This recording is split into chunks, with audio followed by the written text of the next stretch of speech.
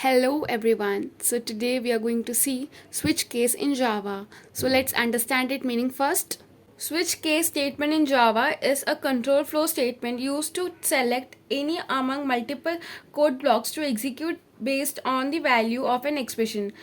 It evaluates the expressions and compare it against the multiple constant values defined in the case labels. When a match is found, the corresponding code block associated with that case label is executed. Optionally, a default case can be provided to handle a scenario where none of the labels match the expression. Switch case आपको एक menu type देता है, तो menu में different options होते हैं जो condition के हिसाब से डिफरेंट ऑप्शन सेलेक्ट होते हैं. अगर कोई भी कंडीशन सेलेक्ट नहीं हुआ या फिर कोई भी केस सेलेक्ट नहीं हुआ तो एक डिफ़ॉल्ट केस होता है जो एग्जीक्यूट होता ही है.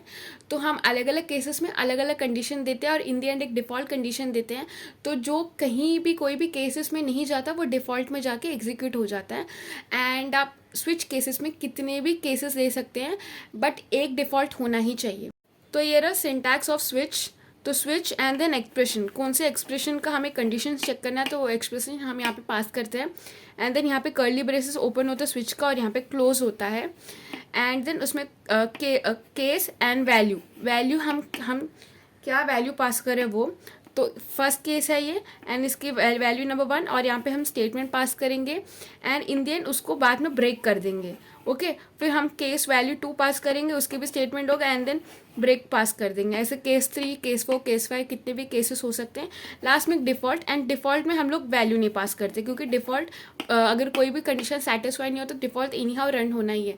तो इसलिए हम लोग डिफ़ॉल्ट में कोई वैल्यू पास नहीं करते एंड उसका डायरेक्ट स्टेटमेंट प्रिंट करते हैं. ओके और हर केस के बाद ब्रेक लगाना ज़रूरी होता है क्योंकि अगर केस के बाद ब्रेक नहीं लगाया तो फिर वो अगले जो भी केसेस है सबको एग्जीक्यूट करते जाएगा. तो सारे केसेस लिखने के बाद उसके एंड में ब्रेक लगा देना.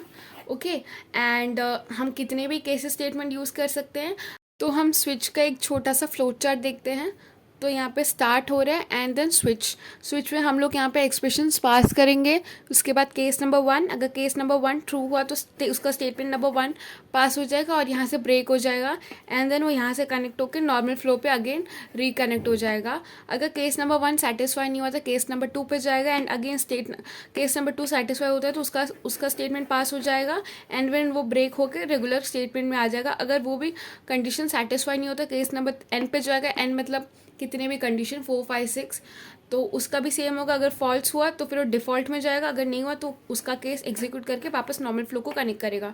अगर हमारा डिफ़ॉल्ट वाला, अगर इनमें से कोई भी कंडीशन सेटिस्फाई नहीं हुआ तो हमारे डिफ़ॉल्ट वाले में जाएगा एंड डिफ़ॉल्ट वाले का स्टेटमेंट पास करके वो अगेन रेगुलर कोड को कनेक्ट करेगा एंड देन यहाँ पे हमारा स्टॉप हो जाएगा.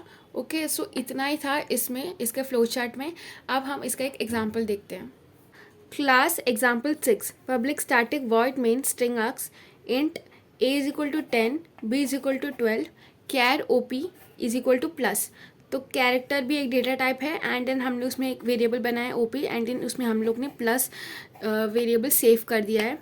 स्विच op, तो स्विच के अंदर हम op को पास करें जिससे हम अलग अलग केसेस चेक कर सकते हैं. सो केस प्लस, जब भी हमारा केस का वैल्यू प्लस होगा तो हम प्रिंट करेंगे a प्लस बी यानी 10 प्लस 12 एंड देन जो भी होगा एंड देन इसकी वैल्यू जो भी होगी हम प्रिंट करके डिस्प्ले कर देंगे एंड देन अगर ये कंडीशन सेटिस्फाई होता है तो इसके बाद हम इसको ब्रेक कर देंगे. केस माइनस, तो माइनस में भी क्या करेंगे a माइनस बी करेंगे, ब्रेक कर देंगे. And case multiply and then उसमें भी हम लोग मल्टीप्लाई करेंगे एंड देन ब्रेक कर देंगे.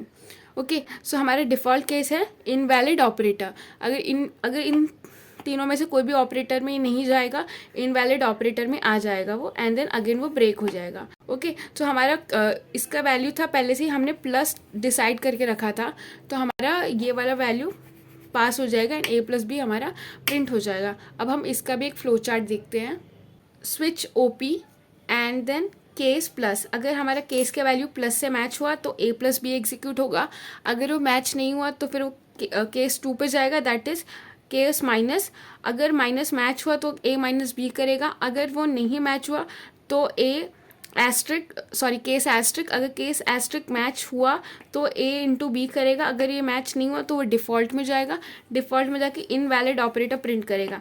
और इनमें से अगर कोई भी एग्जीक्यूट होता है वो सब जाकर नॉर्मल फ्लो पे कनेक्ट हो जाएगा एंड देन स्टॉप। ओके, तो इन चारों में से कोई एक ही कंडीशन मीट होगा, जो इन तीनों कंडीशन को मीट नहीं कर पाएगा वो डिफ़ॉल्ट में तो पक्का मीट हो जाएगा। ओके, सो ये रहा हमारा स्विच का एग्जाम्पल। एंड नेक्स्ट में हम इसके जंप ऑपरेटर्स को देखेंगे। एंड देन इस वीडियो के लिए इतना ही। And if you found this video informative, please consider liking and subscribing the channel. Thank you.